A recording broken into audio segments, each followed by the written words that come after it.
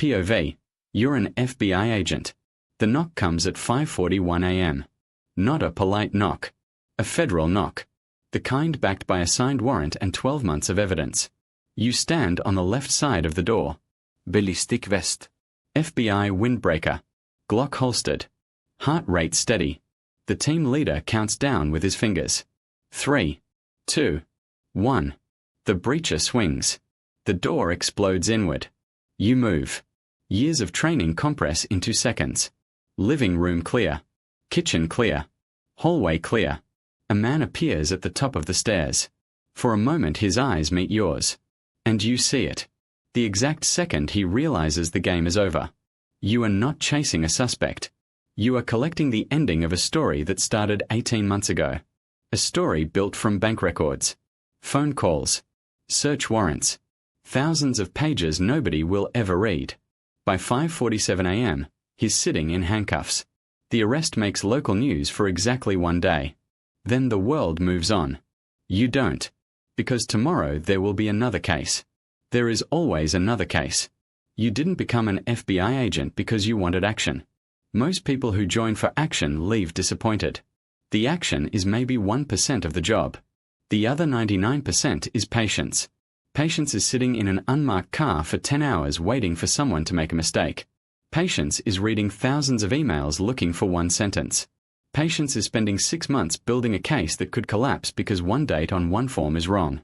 The movies never show that part. The movies show doors getting kicked in. They don't show you staring at spreadsheets at midnight. The spreadsheets matter more. Your first year in the bureau feels nothing like television.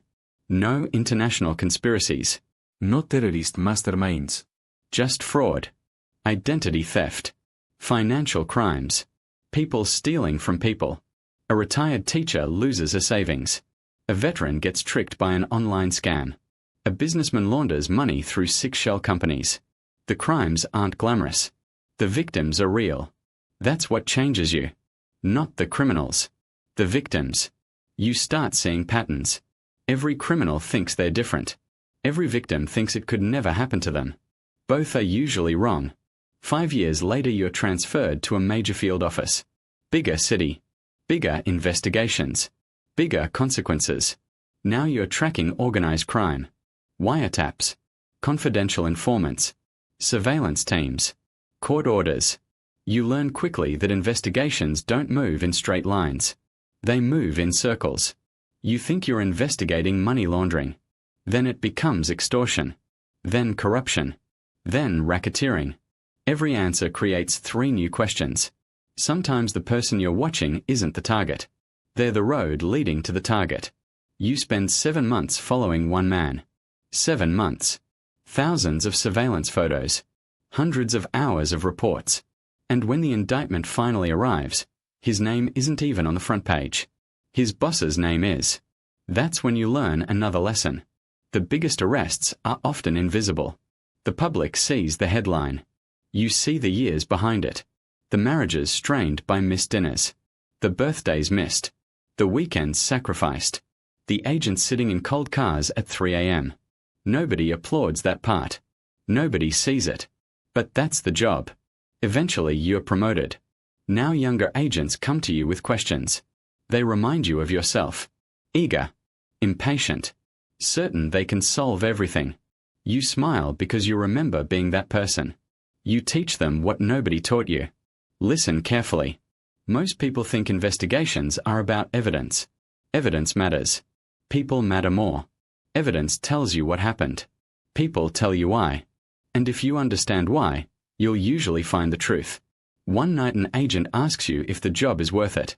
He's exhausted. 3 weeks into a difficult case. Running on coffee and bad decisions. You don't answer immediately. Instead, you think about the woman who got her retirement savings back. The child rescued from a trafficking operation. The family that finally got answers after years of waiting. Then you think about the other things. The missed holidays. The stress. The relationships that didn't survive. The secrets you carried home but could never discuss. The price. Because there is always a price. Finally you answer. You tell him something your instructor told you years ago at Quantico. If you need recognition, this isn't the job. He waits. You continue. If you need purpose, it might be. Years later, you're walking through the office after midnight. Most of the lights are off. Most people are home. One desk is still occupied. A new agent. Reading transcripts. Highlighting statements. Building a case nobody will hear about for another year. Maybe longer. You stop beside the desk. The agent looks up. Tired. Frustrated. Wondering if any of this matters. You recognize the look immediately. You wore it once. You glance at the stack of files. Then you nod toward the empty hallway and say the same words someone once said to you. You're still here. Half compliment. Half warning. The agent laughs. You keep walking. Because one day they'll understand. One day they'll stand at a door at 5:41 a.m. One day they'll see a victim finally get justice. One day they'll realize the badge doesn't make you important. The work does. And that's when they'll know why they stayed.